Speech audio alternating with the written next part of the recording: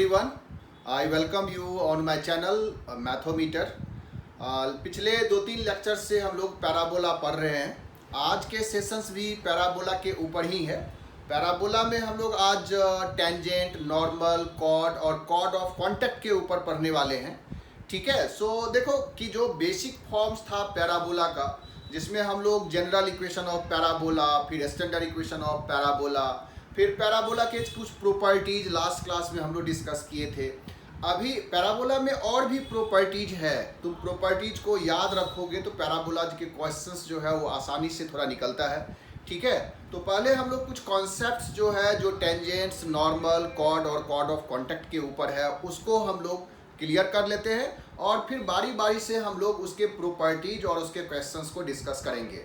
ठीक है ना, बहुत ही इंपॉर्टेंट चैप्टर है for the point of views of any competitive examinations like IIT JEE and other board examinations and और जो स्टेट वाले एग्जामिनेशंस लेते हैं सब में देखो कोऑर्डिनेट ज्योमेट्री ही इंपॉर्टेंट है। उसमें स्ट्रेट लाइन, सर्कल, पैराबोला, ये सब बहुत ही इंपॉर्टेंट चैप्टर में से है। तो इस पर काफ़ी तुमको क्वेश्चंस भी बनाना पड़ेगा।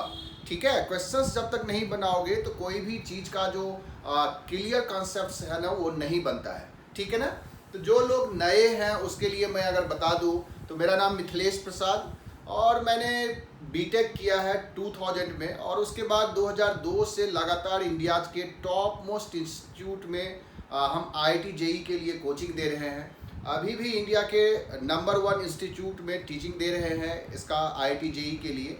तो तुम इस चीज़ को ना मतलब सीरियसली तुम देखो सारे टॉपिक्स को, जो भी हमारे चैनल्स पर टॉपिक आता है, चाहे वो स्ट्रेट लाइन, सर्कल, पैराबोला, जो बच्चे पढ़ रहे हैं वो तो ठीक है, जो नए जुड़ रहे हैं उसके लिए मैं खास करके बता दूं कि बहुत ही इम्पॉर्टेंट चैप्टर्स पर हम लोग डिस्कशन कर रहे हैं और बहुत ही एग्जॉस्टिव डिस्कशंस होता है।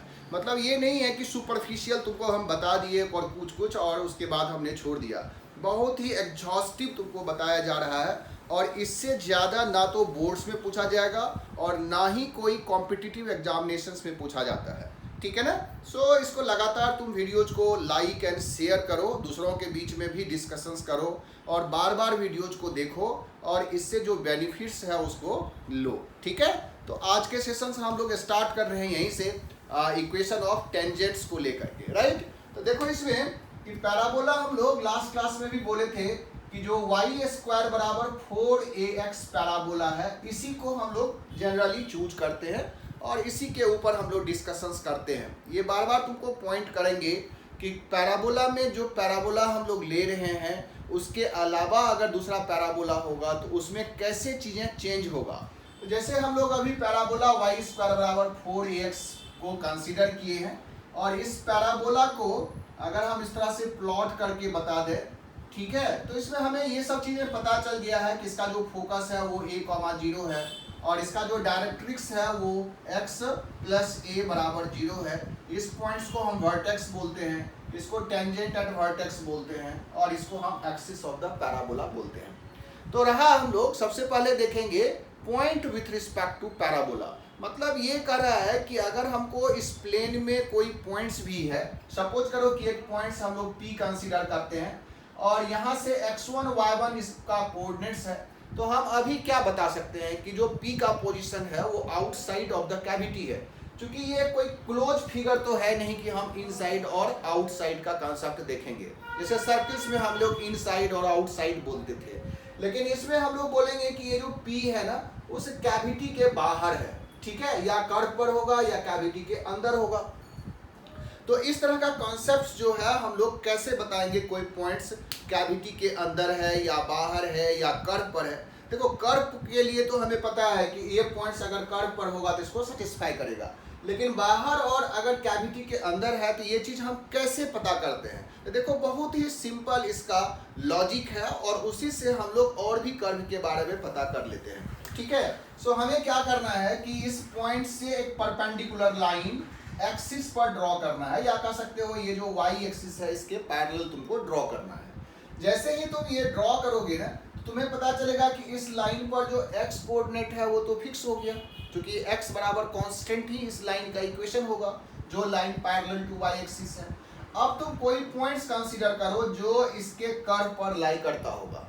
और इस पॉइंट्स का नाम हम लोग देते हैं, मान लो Q है, तो ऑब्वियस है Q का कोऑर्डिनेट्स में x1 तो फिक्स है और y1 की जगह पर y2 आ गया होगा, ऐसा हम सपोज कर लिए। ठीक है, क्योंकि इस जो P और Q में x जो कोऑर्डिनेट होगा वो कांस्टेंट होगा और y कोऑर्डिनेट ही सिर्फ चेंज होता होगा।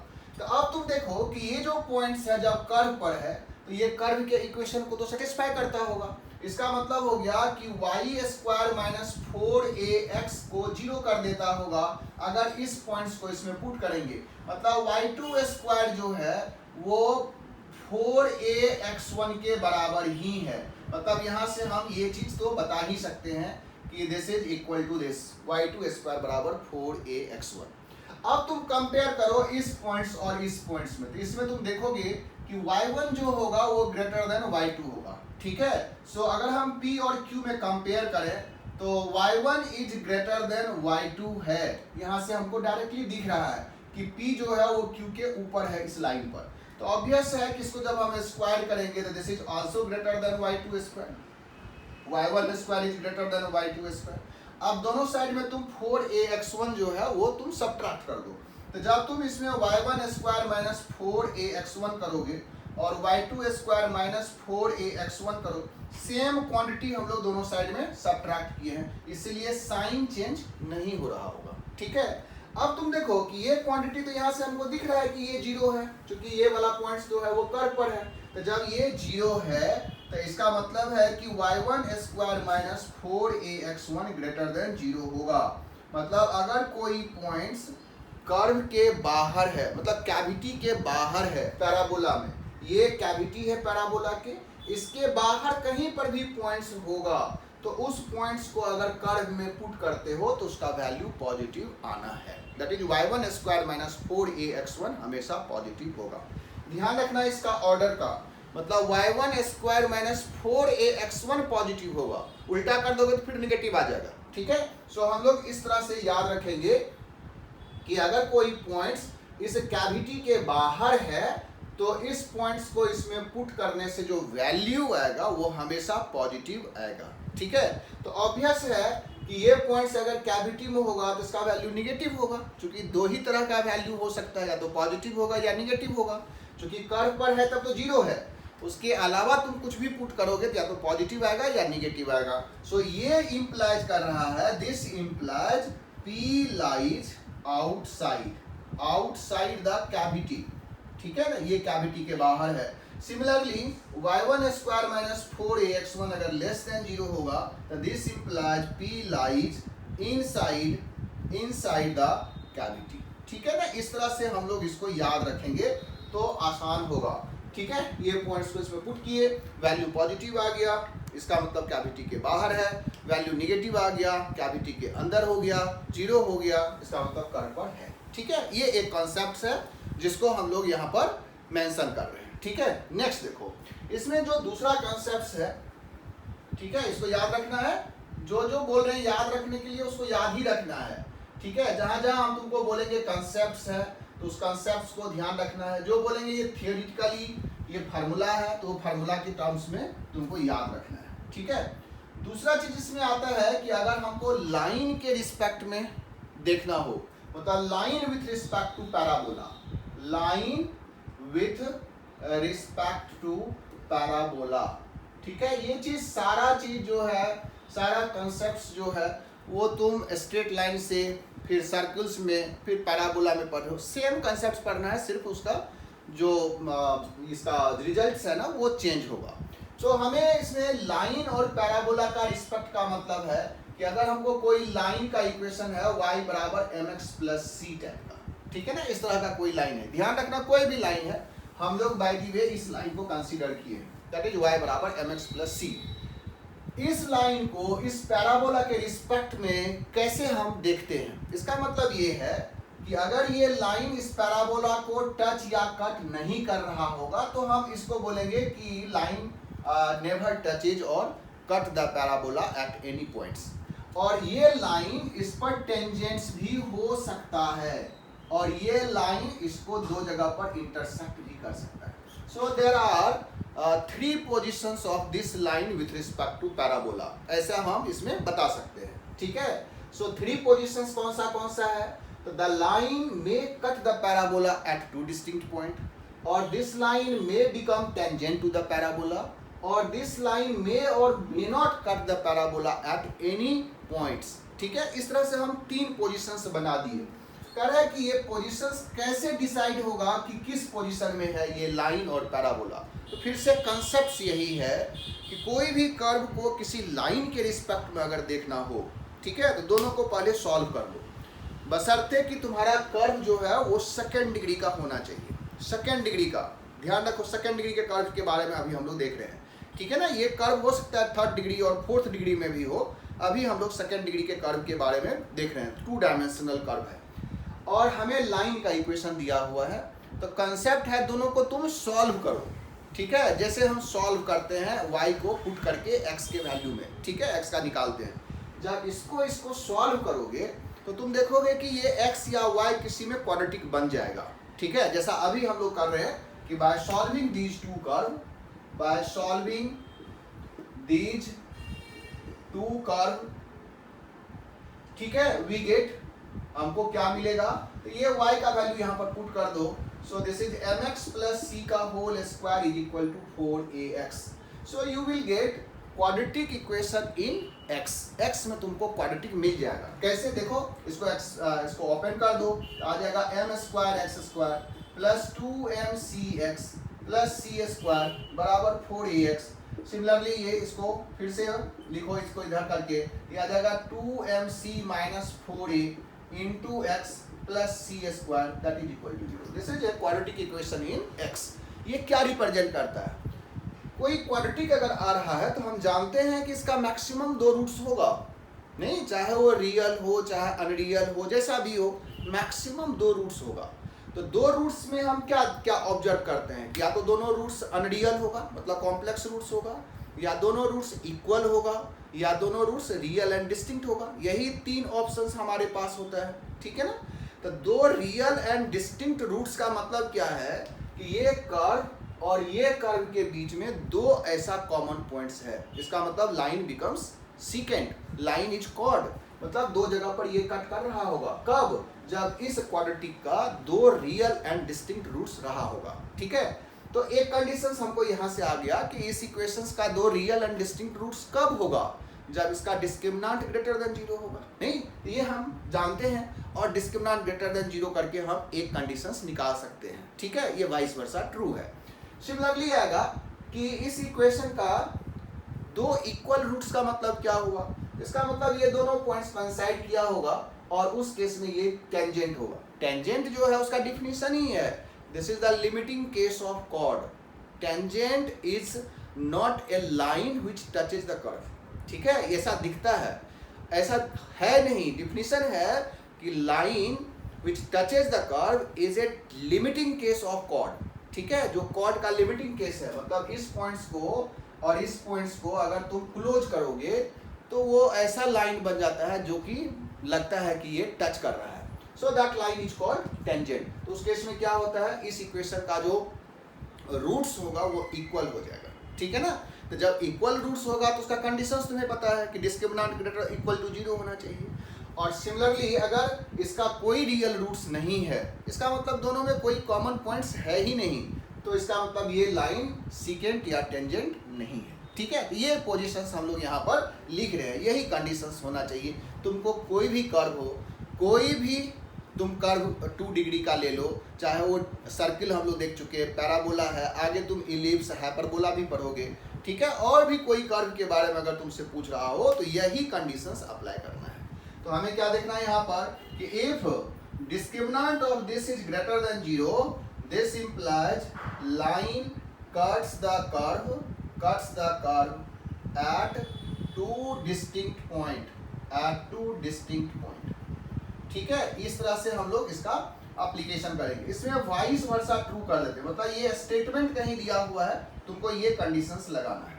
ठीक है ना, सिमिलरली अगर d इक्वल टू 0 होगा तो this implies line becomes tangent to the parabola, to the curve कह सकते हो, पैराबोला तो हम लोग ले लिए।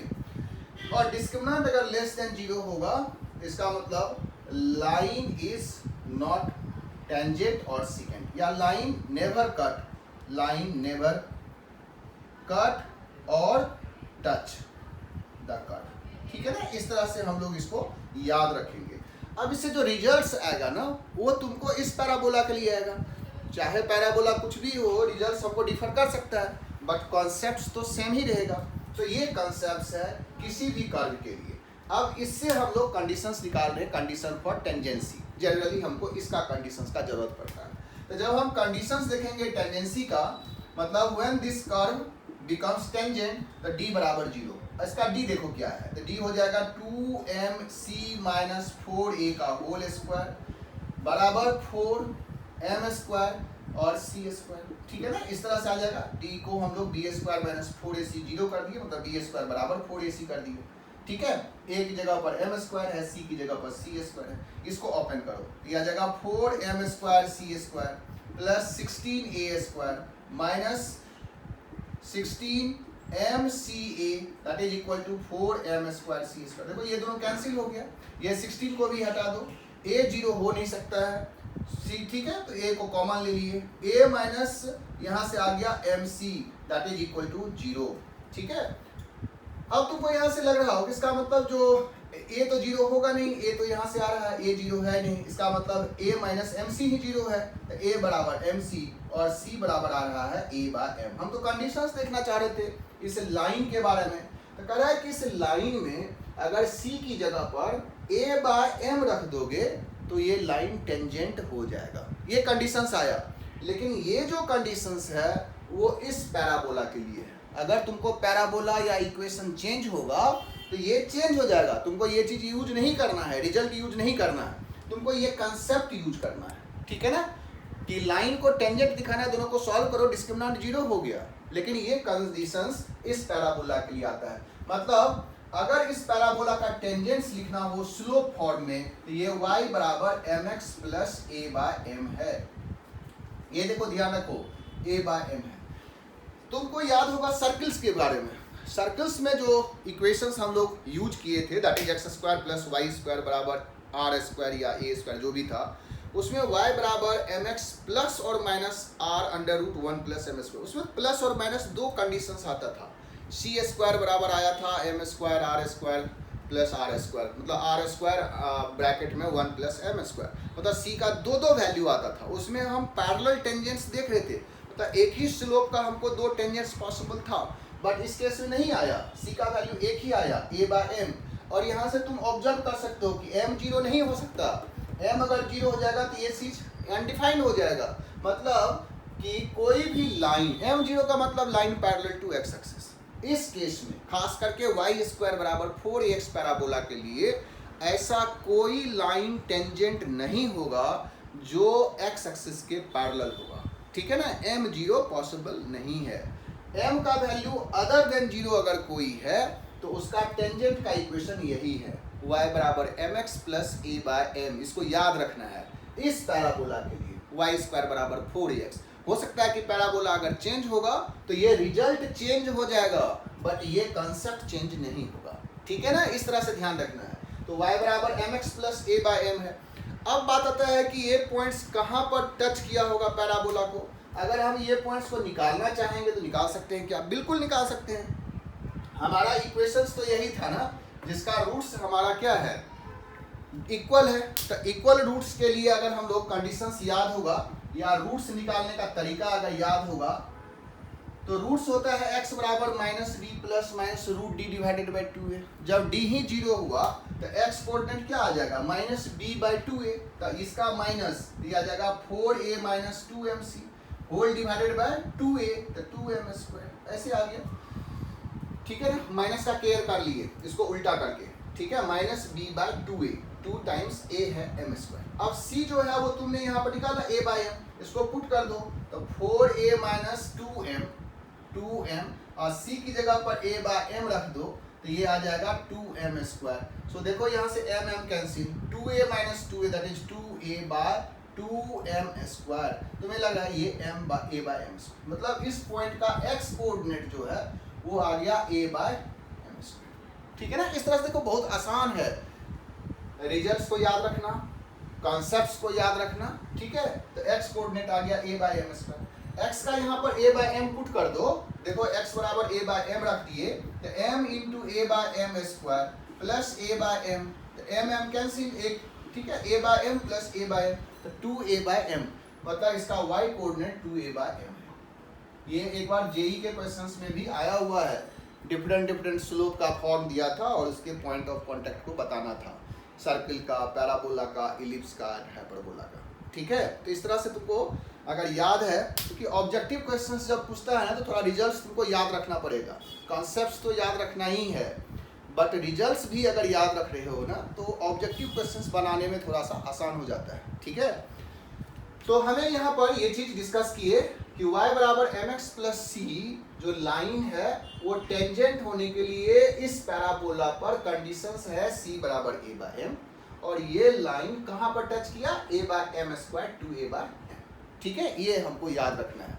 अब इसको हम, जैसे कि इसमें इक्वेशंस आता है कि find the equation of tangent to the parabola which is parallel to this line which is perpendicular to this line, इस तरह से कुछ कंडीशंस आता है तो हम डायरेक्ट इसमें यूज कर सकते हैं, ठीक है। अगर पैराबोला ये है, ये लाइन का इक्वेशन है, इक्वेशन ऑफ टेंजेंट्स ये हो जाएगा y बराबर mx plus a by m। अब इसमें तुमको ये बता रहे थे ये पैराबोला के अगर बराबर का, मान लो कि हमें कोई पैराबोला दिया हुआ है जो इसका जनरल इक्वेशंस है, मतलब तुमको अगर y में क्वाड्रेटिक है तो y माइनस y1 का होल स्क्वायर बराबर 4a into x minus x1 होगा। ये देखो बहुत कंफ्यूजन हो जाता है इसमें, ठीक है। जब भी पैराबोला हमको देगा तो कोई जरूरी नहीं कि y स्क्वायर बराबर 4ax देगा, तो अगर पैराबोला y में क्वाड्रेटिक है तो हम इस इक्वेशंस को डायरेक्टली यूज कर सकते हैं जैसे ट्रांसफॉर्म करते हैं, ठीक है। तो तुमको टेंजेंट का इक्वेशन लिखना है, टेंजेंट इन स्लोप फॉर्म अगर लिखना हो तो y की जगह पर हम y माइनस y1 लिखेंगे, y माइनस y1 बराबर m into x minus x1 plus a by m, ऐसा इक्वेशन लिखेंगे।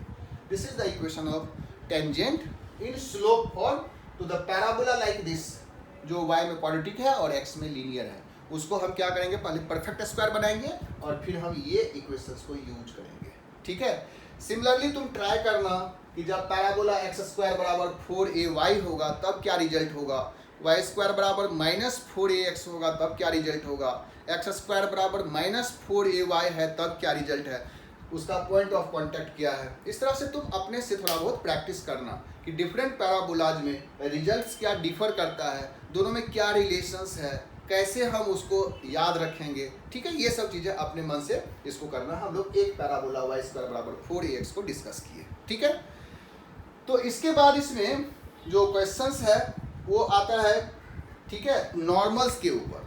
टेंजेंट आ गया, फिर आएगा नॉर्मल। अब देखो अगर हमको नॉर्मल्स का इक्वेशंस लिखना हो तो कर्व पर जो नॉर्मल होता है, ध्यान रखना, कोई भी कर्व पर जो नॉर्मल है वो टेंजेंट पर ही नॉर्मल को नॉर्मल टू द कर्व बोलते हैं, ठीक है ना। जो टेंजेंट पर परपेंडिकुलर हुआ, कहाँ परपेंडिकुलर, तो बहुत लाइन पॉसिबल है, तो बट वो परपेंडिकुलर जो इस पॉइंट ऑफ कांटेक्ट पर जा रहा हो, ठीक है, इसी पॉइंट ऑफ कांटेक्ट पर जो इस लाइन पर नॉर्मल है उसी को नॉर्मल टू द कर्व भी बोलते हैं, ठीक है। तो हमें अगर नॉर्मल का इक्वेशंस लिखना हो तो इसी पॉइंट्स पर, ध्यान देखो, इसी पॉइंट्स पर और लाइन पर परपेंडिकुलर, ठीक है। ये टेंजेंट है, ये नॉर्मल है, जहां पर ये लाइन को टच कर रहा है कर्व को, उसी पॉइंट से ये लाइन भी पास कर रहा है और ये आपस में परपेंडिकुलर हो तो इसको हम नॉर्मल टू द कर्व बोलते हैं, ठीक है, ध्यान रखो। तो तुम्हें ये जो नॉर्मल है, ठीक है, इसमें एक नॉर्मल ये भी है, जो एक्स एक्सिस है वो भी नॉर्मल है, तो तभी से हम लोग देख रहे हैं कि ये टेंजेंट एंड वर्टेक्स हम बोलते हैं, मतलब वर्टेक्स पर टेंजेंट्स है। तो ये जो एक्स एक्सिस है वो भी तो एक नॉर्मल हुआ, नहीं बिल्कुल नॉर्मल है, बट इस नॉर्मल और इस नॉर्मल में क्या फर्क पड़ रहा है, तो कह रहा है इस एक्सिस के अलावा जो नॉर्मल होगा, ठीक है, वो नॉर्मल कॉर्ड भी है। फिर देखो नॉर्मल कॉर्ड, ठीक है, नॉर्मल जो है एक पॉइंट पर है बट ये आगे चल के कर्व को हो सकता है कि कट कर रहा हो, करता ही है, ऐसे कट कर रहा है, तो इसको हम बोलते हैं नॉर्मल कॉर्ड, ठीक है। नाम देखो, ये नॉर्मल कॉर्ड हो गया, नॉर्मल कॉर्ड। ये सिंपल नॉर्मल है, ये नॉर्मल आगे चल के कहीं नहीं कट करेगा। एक्सिस जो है वो कर्व को दूसरी जगह पर कट नहीं करता है, ऑल्दो यहाँ पर नॉर्मल है, but this normal is called normal cord. So normal cord एक वर्ड आ गया, इसको याद रखना है कि अगर कहीं पर नॉर्मल कॉर्ड का जिक्र किया है, इसका मतलब normal at one point touches the curve या cut the curve again at some other point, then this chord, ये तो कॉर्ड ही है, this chord is also called normal chord. ठीक है, सिंपल कॉर्ड नहीं है, this is a normal chord. हमें इस नॉर्मल का इक्वेशन लिखना है इस टर्म्स में, जो स्लोप के फॉर्म में। अब देखो कैसे हम लोग इसको ट्रांसफॉर्म कर लेते हैं, इसी से हम लोग कैलकुलेट कर लेंगे। तो मान लो कि इस नॉर्मल का जो स्लोप है, यहाँ देखो स्लोप ऑफ नॉर्मल हम लोग मान लेते हैं कैपिटल एम है। सपोज करो यहाँ स्मॉल एम लिए हैं, यहाँ पर हम लोग कैपिटल एम ले लिए। ठीक है, अब कैपिटल एम में क्या रिलेशंस आ रहा है देखो, तो हम पता है कि इस एम और इस एम का जो प्रोडक्ट होगा वो -1 होगा। नहीं, कैपिटल एम और स्मॉल एम का प्रोडक्ट -1 होगा, क्योंकि ये आपस में परपेंडिकुलर है।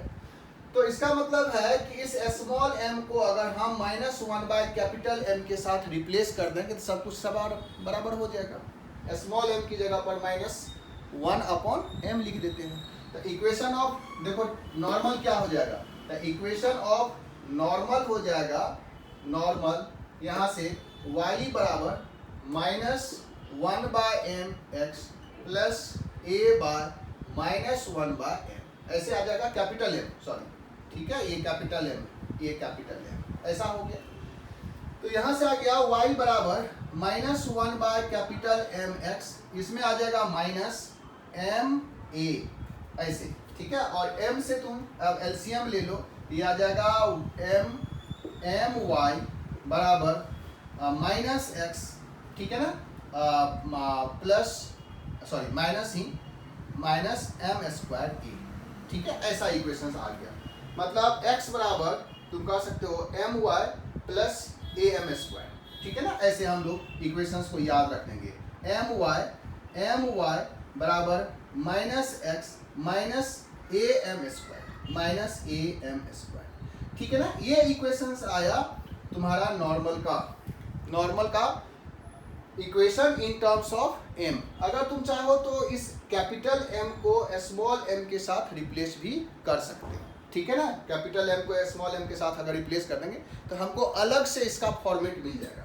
जैसे कि यहाँ पर अगर हम लोग कैपिटल M को हटा देते हैं, यहाँ से स्मॉल m -m, तो क्या हो जाएगा am², यहाँ पर देखो ये कोऑर्डिनेट्स हो जाएगा am² -2a कैपिटल M, ठीक है, am² -2am, इस तरह से हमको रिप्लेस हो गया।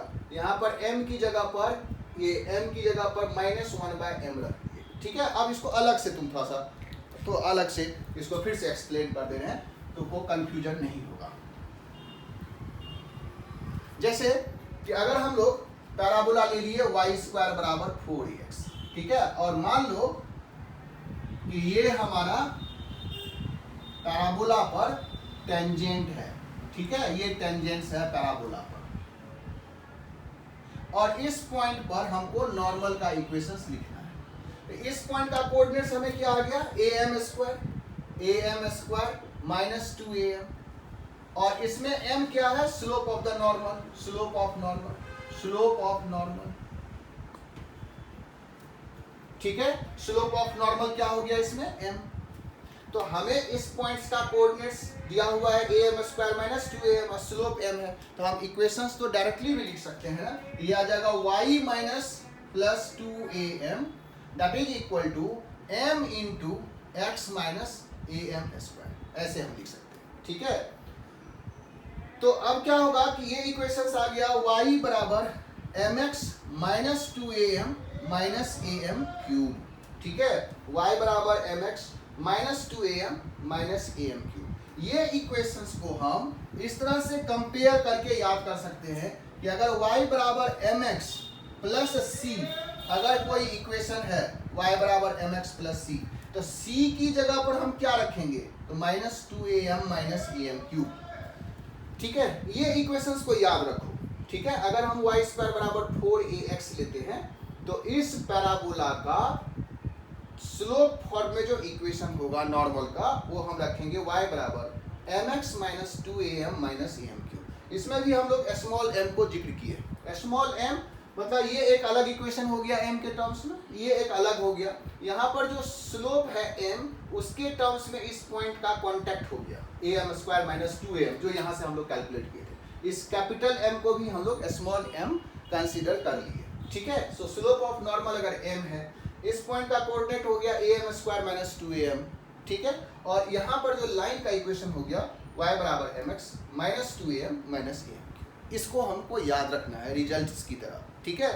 तो अगर तुमको y बराबर mx प्लस c के साथ कंपेयर करना हो कि find the equation of normal to this parabola, slope हमें दिया हुआ है तो डायरेक्ट लिखेंगे, या किसी लाइन को नॉर्मल के लिए कंडीशंस लिखना है तो यहाँ से कंपेयर कर सकते हैं कि c is minus 2am minus m cube, ठीक है। ये याद रखना है कि अगर हमको y बराबर mx प्लस c है तो c का value minus 2am minus m cube होगा, तो ये नॉर्मल का इक्वेशन होगा for this parabola only y square बराबर 4x। ये बार बार बोल रहे हैं, ठीक है। अगर पैराबोला चेंज होगा तो इक्वेशन भी चेंज हो जाएगा, कंसेप्ट चेंज नहीं होगा, ठीक है। तो इस तरह से हमें पॉइंट ऑफ कांटेक्ट आ गया am square minus 2am, slope इसमें m है, इक्वेशन y बराबर mx minus 2am minus m cube है। यहाँ पर y बराबर mx plus a by m slope tangent का इक्वेशन है, point of contact a by m square 2a by m है, ठीक है। ये तो हम लोग ट्रांसफॉर्म करके लिखे थे। इसको याद रखने के लिए कैसे हम ट्रांसफॉर्म करते हैं, m की जगह पर माइनस 1 बाई m रख करके हम इक्वेशंस को कैसे चेंज कर सकते हैं, ठीक है। तो ये इक्वेशंस को याद रखना है, इस इक्वेशन को याद रखना है। ये पॉइंट ऑफ कांटेक्ट है, ये पॉइंट ऑफ कांटेक्ट है टेंजेंट्स नॉर्मल का, ये पॉइंट ऑफ कांटेक्ट है टेंजेंट्स का, ठीक है। तो इस पर अब क्वेश्चंस तुम टेंजेंट और नॉर्मल के टर्म्स में कर सकते हो, ठीक है। फिर हम लोग इसमें डिस्कस करेंगे कि अगर ये पॉइंट्स कोई x1 y1 होता तब टेंजेंट्स का इक्वेशन कैसे लिखते हैं, ठीक है। उस पर नॉर्मल का इक्वेशंस कैसे लिखेंगे। फिर अगर पॉइंट्स पैरामीट्रिक होगा at स्क्वायर 2at तब टेंजेंट्स कैसे लिखेंगे, फिर नॉर्मल कैसे लिखेंगे, फिर कॉर्ड और कॉर्ड ऑफ कांटेक्ट का इक्वेशन कैसे लिखेंगे, ठीक है। पढ़ना तो यही 4 इक्वेशंस है, tangent, normal, chord and chord of contact. फिर उसका प्रॉपर्टीज कैसा होगा, फिर उस पर हम लोग क्वेश्चंस कैसे करते हैं, फिर लोकस का क्वेश्चंस कैसे करते हैं। These are the topics covered in parabola, ठीक है। सो नेक्स्ट लेक्चर्स का वेट करो जिसमें हम लोग फिर से टेंजेंट्स के ऊपर डिस्कशंस करेंगे। Okay, all the best, bye.